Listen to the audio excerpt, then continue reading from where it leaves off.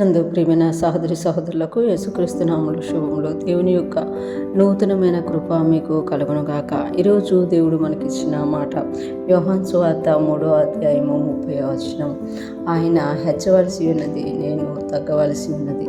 ఈ మాటలు యోహాను సువార్తలో మనం చూస్తున్నాము. ఈ మాటలు బాప్తిస్మిచ్చి యోహాను యేసయ్య గురించి తెలియజేస్తున్నట్లుగా మనము చూడగలం అన్నమాట. పైన వచనాల్లో మనం చూసినప్పుడు యేసయ్య గురించి తన శిష్యులు చెప్పినప్పుడు బాప్తిస్మిచ్చి యోహాను భక్తుడు తెలియజేస్తారు కదా, ఆయన చేసిన కార్యాలు దేవుని నుండి వచ్చినవి, ఆయన దేవుని నుండి వచ్చినవాడు, ఆయన పెండ్లి కుమారుడు, నేను పెండ్లి కుమారుని యొక్క స్నేహితుడిని అని తెలియజేస్తూ ఆయన హెచ్చవలసి ఉన్నది, నేను తగ్గవలసి ఉన్నది అని ఇక్కడ చెప్తున్నాను అనమాట.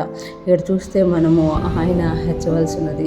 బాప్తిస్మిచ్చి యోహానికి తను ఏ విషయంలో వచ్చారు, తను ఏ పర్పస్ మీద వచ్చారు అనేది తెలుసు అనమాట.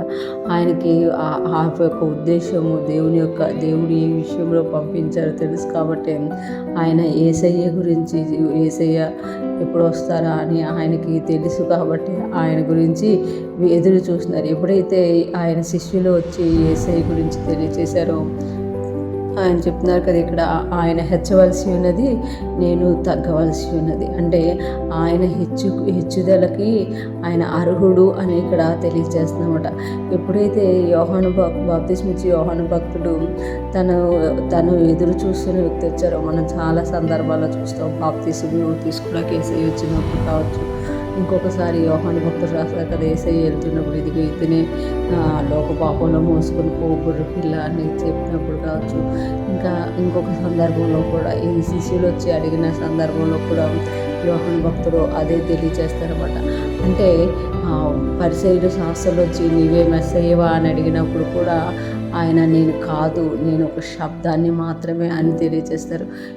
బాప్తిస్మిచ్చి యోహాను భక్తుడికి తన ఏ విషయంలో వచ్చారు, ఎందుకు వచ్చారు అనేది క్లారిటీ ఉన్నట్టు తెలుసు. అలాగే యేసయ్య గురించి కూడా ఆయనకి సంపూర్ణంగా సమస్తము తెలిసిన వాడే ఇక్కడ చెప్తున్నారు కదా, ఆయన హెచ్చవలసి ఉన్నది, నేను తగ్గవలసినది. ఎప్పుడైతే మనము మన యొక్క పిలుపును గురించి, మన పట్ల దేవుడుకున్న ఉద్దేశాన్ని గురించి తెలుసుకోగలుగుతామో బాప్తిస్మిచ్చి యోహాను లాగా మనము చెప్పగలుగుతాం అనమాట.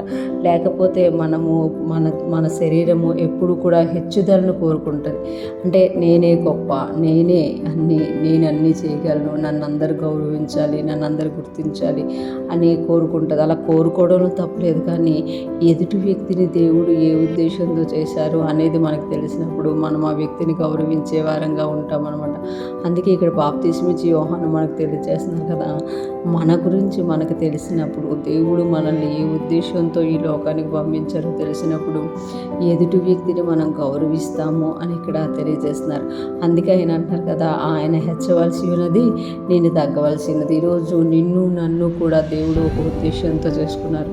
ఎప్పుడైతే మన పట్ల దేవునికి ఉన్న ఉద్దేశాన్ని మనం తెలుసుకుంటామో ఇతరులకు గౌరవించే వారిగా ఉంటామంట, ఇతరులని ఘనపరిచేవారిగా ఉంటాము. కానీ లేకపోతే మనలో ఉన్న గర్వము, స్వార్థం ఏం చేస్తుందంటే నేనే గొప్ప అని తెలియజేస్తుంది. ఎవరైతే తగ్గించుకుంటారో వాళ్ళు హెచ్చింపబడతారు అని వాక్యం తెలియజేస్తుంది. ఈరోజు ఫ్రెష్ మనం వింటున్న ప్రతి ఒక్కరూ జ్ఞాపకం చేసుకోవాలి, మనము తగ్గవలసి ఉన్నది, దేవుడు హెచ్చవలసినది. ఎందుకంటే ఆయన మన పట్ల చాలా ఉద్దేశాలు కలిగి ఉన్నారు కనుక. ఎప్పుడైతే మనం అది గ్రహిస్తామో, మనం ఎప్పుడైతే దేవుని వైపు చూస్తామో, మనం కూడా బాప్తిస్మిచ్చి యోహాను లాగా ఈ మాట చెప్పగలుగుతాం. అటువంటి కృపా జ్ఞానం మనందరికీ కలుగునుగాక. మనం ఏ ఉద్దేశంతో ఈ భూమి మీదకి వచ్చామో ఎరిగిన వారమై దాని ప్రకారం జీవిస్తూ ముందుకు సాగిపోతాము గాక. ఆమేన్.